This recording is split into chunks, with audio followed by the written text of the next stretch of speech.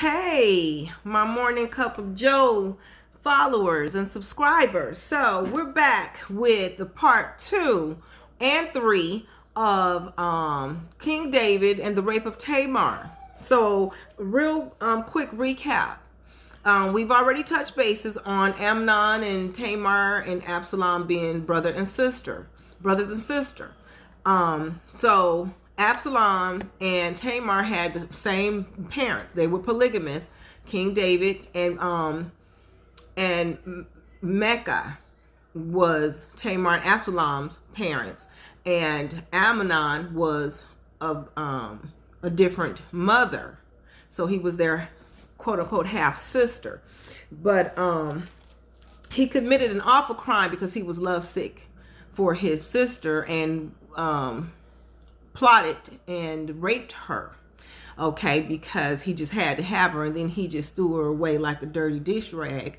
And so now we're at a place in the Bible where Amnon, Absalom has come on the scene and has run into his sister, and he says, and we're going back to chapter 13, because now this is where Absalom has confirmed that Amnon, his brother, has raped their sister.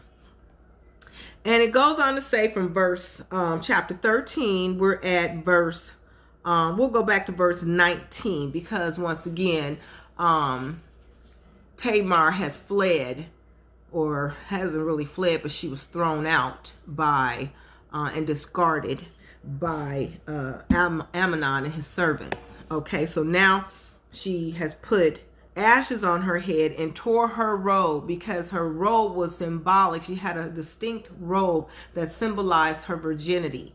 And so now her robe was torn because she was no longer considered pure and a virgin. And so she laid on her head in her hand, and wept bitterly, So now, and Absalom now was on the scene. Her brother said to her, "Has Amnon, your brother, been with you? But now hold your peace, my sister. He is your brother. Do not take this thing to heart." And now that's kind of deep, because you're my brother and you're telling me don't take this to heart, this violent crime that your brother committed against me. And you're telling me not to take this to heart? So Tamar remained desolate in her brother Absalom's house. And desolate in this here context means she remained unmarried and childless, And so they are full brother and sister, but they lived in a separate family unit. So it leads me to believe that Absalom lived on his own somewhere else, and that's where she stayed. She stayed in the protection of her brother. And also, let's not glide over the fact that, Absalom says, do not take this thing to heart, minimizing the significance of what just happened to their sister.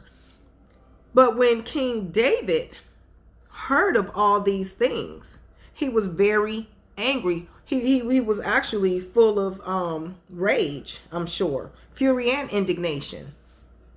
And Absalom spoke to his brother Amnon, neighbor, neither good nor bad. So I can only imagine, if the word is saying neither good nor bad, that he did approach him about it. So he didn't fight with him. He probably didn't really reprimand him, but just kind of wanted to find out what happened, to give his story of the take of the event.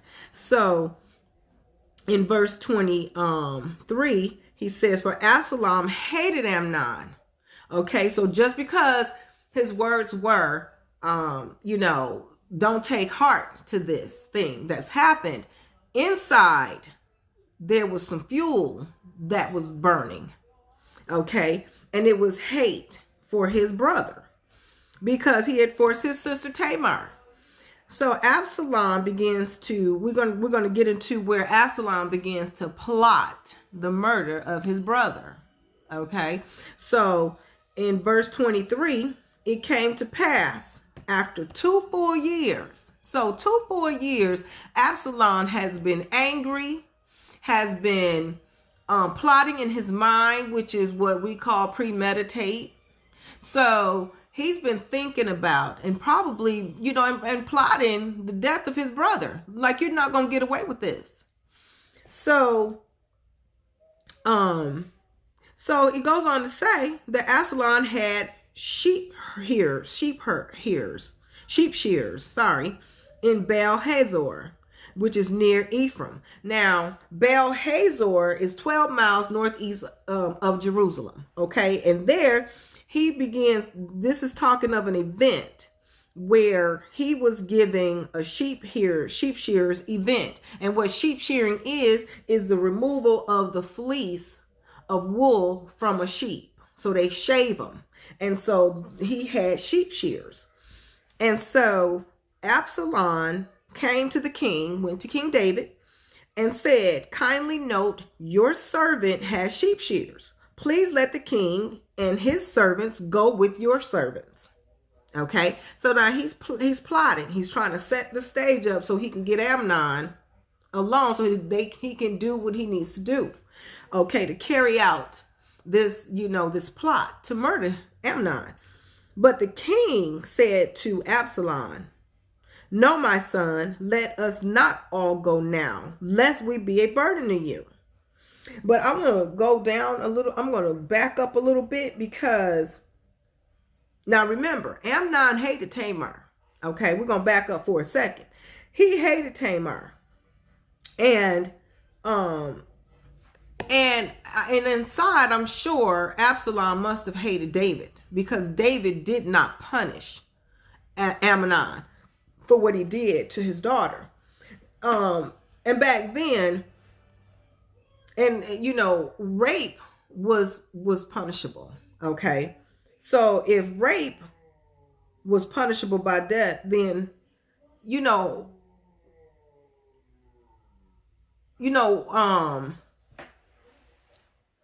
I can see why David did not want to speak or even deal with this tragedy that happened to his family, because surely the people would petition for the death of Amnon,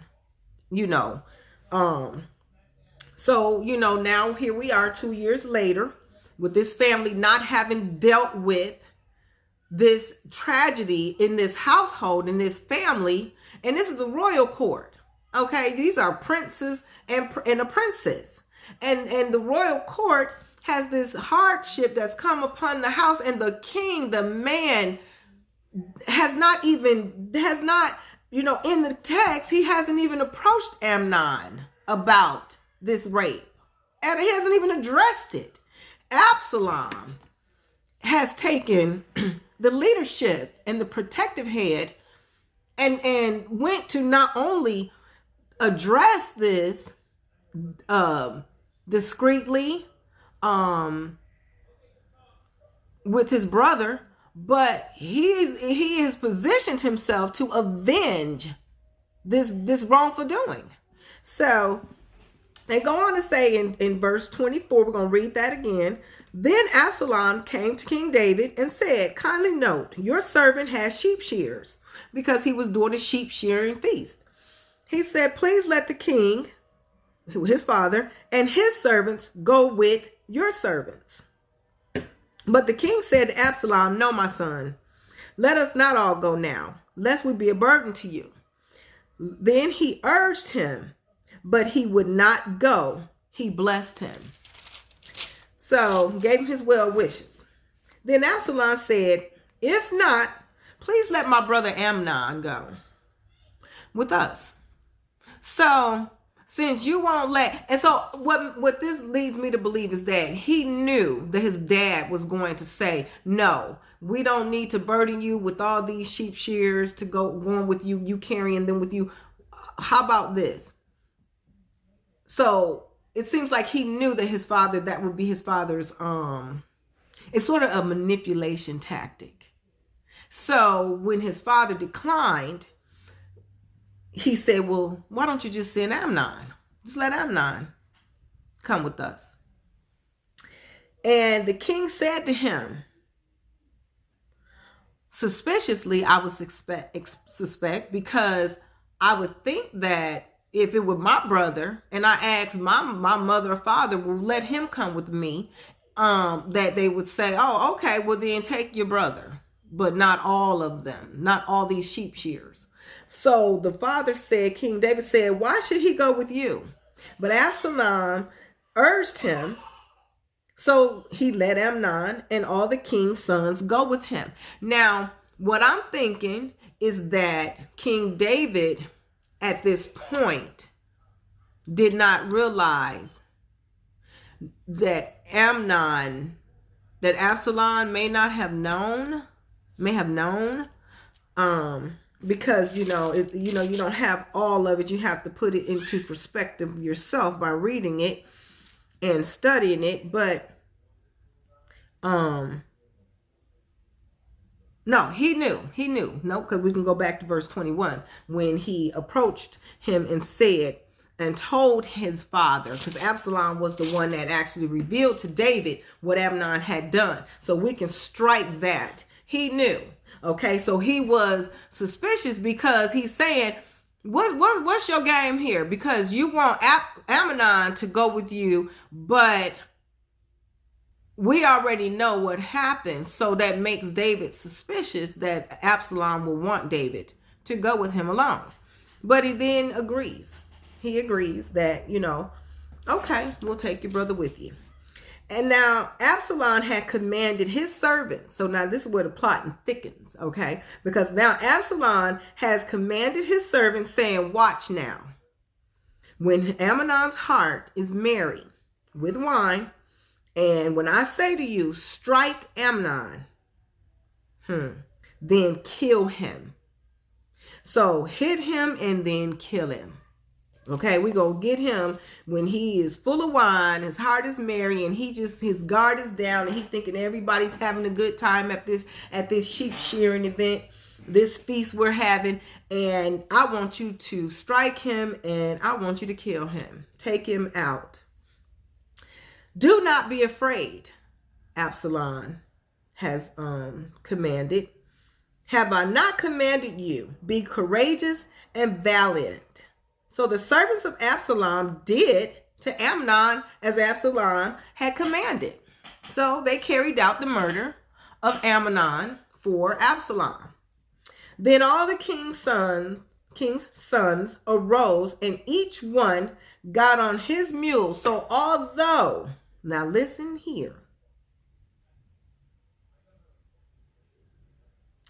it appears that all the king's sons were there, though. They were there.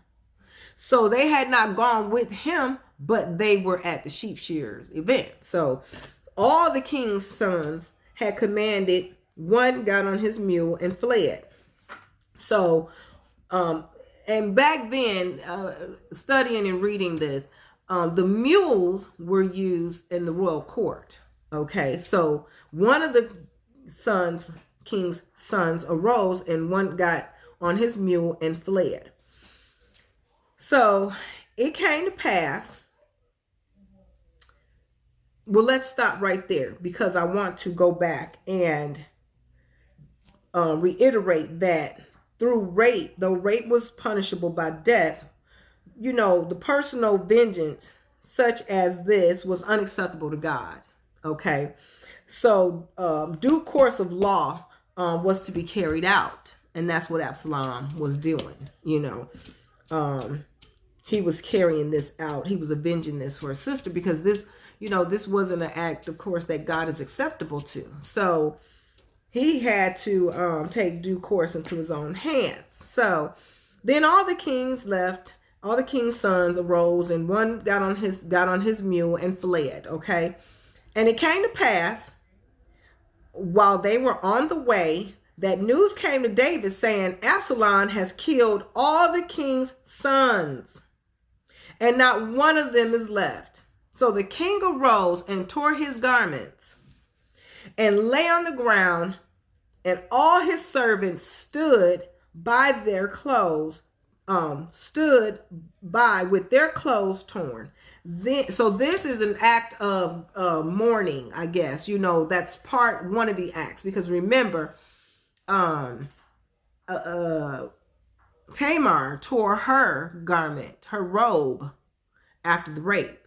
So now King David is now tearing his. He's torn his garment. Then Jonadab, the son of Shemiah. Now here we go with Jonadab's behind, who helped, who had a first hand in this plot and rape of Tamar, the cousin. Okay, the cousin. The son of Shemiah, David's brother, answered and said, so right here he's going to bring correction, because now listen to the text. Remember, it said Absalom has killed all the king's sons. Okay, but we know that's not true, because in verse 28, his command was to kill Amnon. That was the command. It was not to kill all the sons. It was to kill one son, and that was Amnon. So here, Jonadab begins to correct. He brings correction and says, let not my lord suppose they have killed all the young men, the king's sons, for only Amnon is dead. Okay? For by the command of Absalom, this has been determined from the day that he forced his sister Tamar. Now, therefore, let not my lord, the king, take these things to heart. Lord, they like using that term, don't take this to heart, when all of this should be taken to heart. I'm confused. Wow. To think that all the king's sons are dead. So he's saying, don't take this to heart to think all of them are dead. Just Amnon. just know Amnon got what he had coming.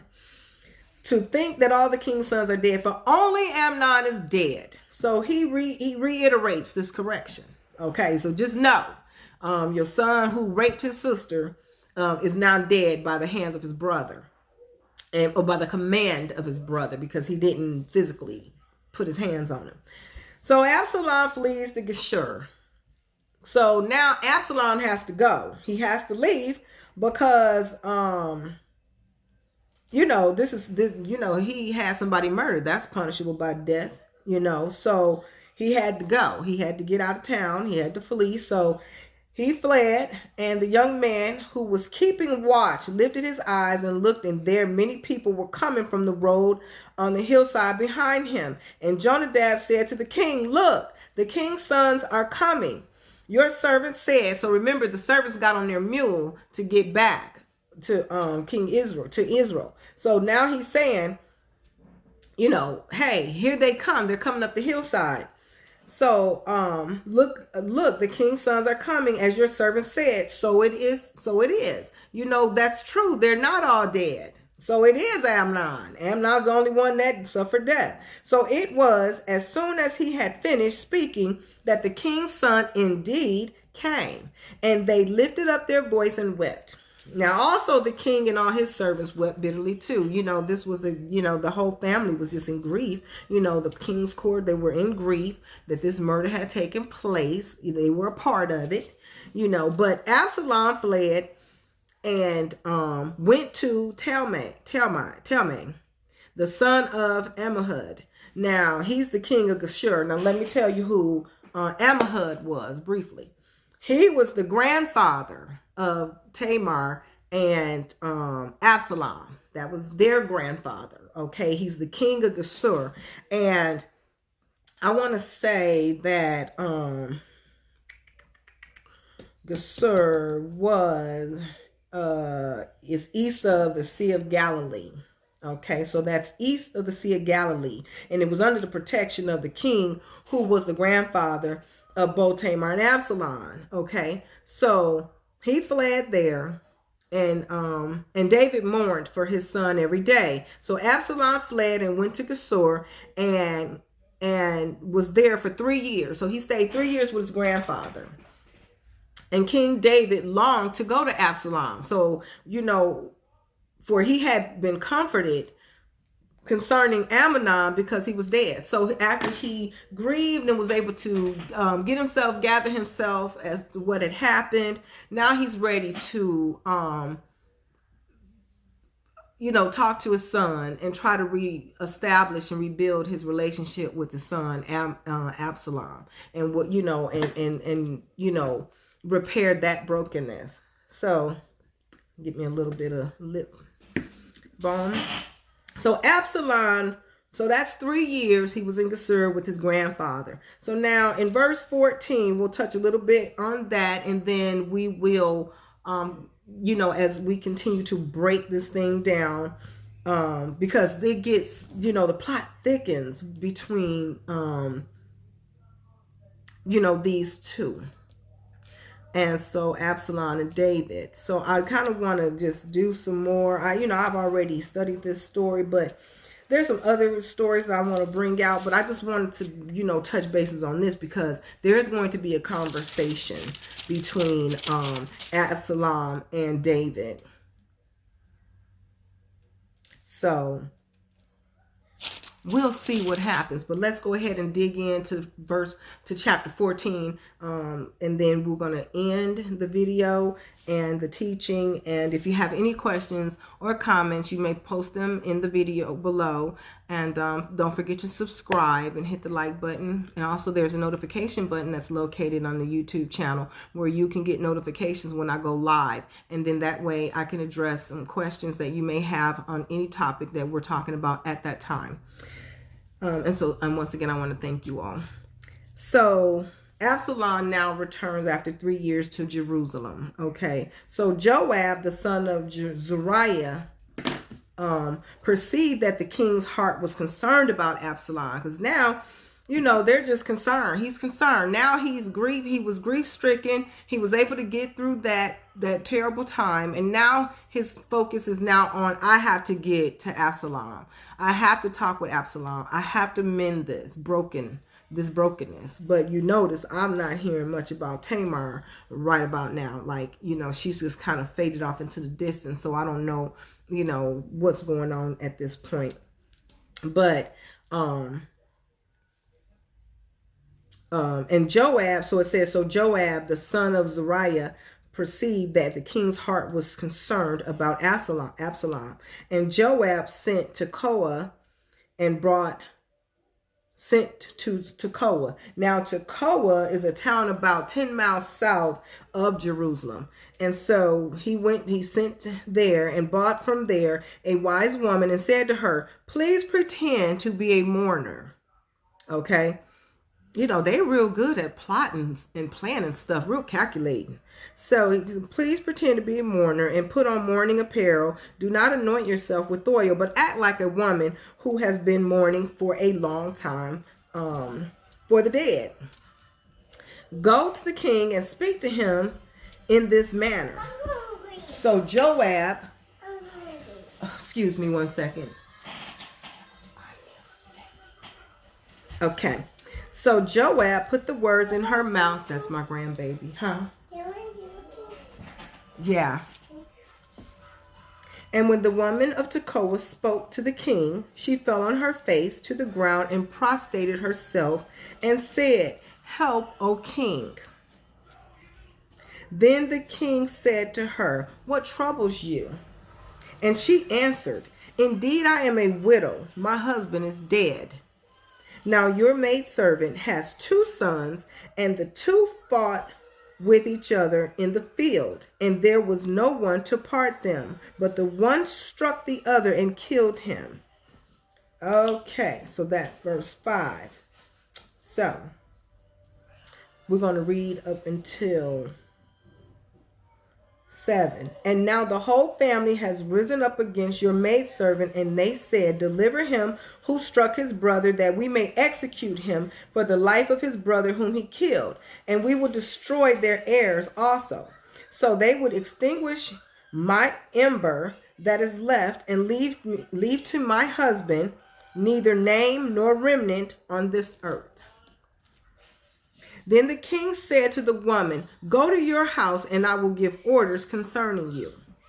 So the story of the woman told involved one brother killing another. The death penalty for murder was invoked at this time. If the death penalty for murder was invoked, there will be no living heir in the family, leaving that family with no future, a situation that Lot sought to avoid. So this would extinguish their last ember of hope for the future of her line. So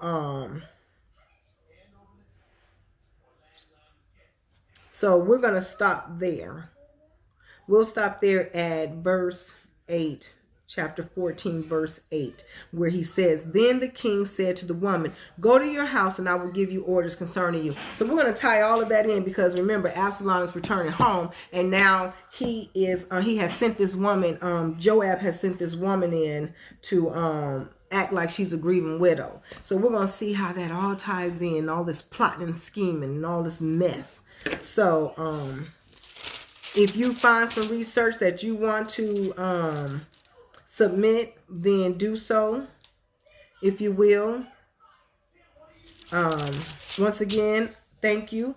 I think we're going to have maybe one more video regarding this story here, and then we're going to move into a different topic, or maybe we'll stay on a same biblical topic and just maybe we can touch bases on a story, another story, maybe one that we don't hear of often, and then we can just kind of, pick that apart and dissect it. Okay. So if you have any questions, you can send me an email at Tamiko,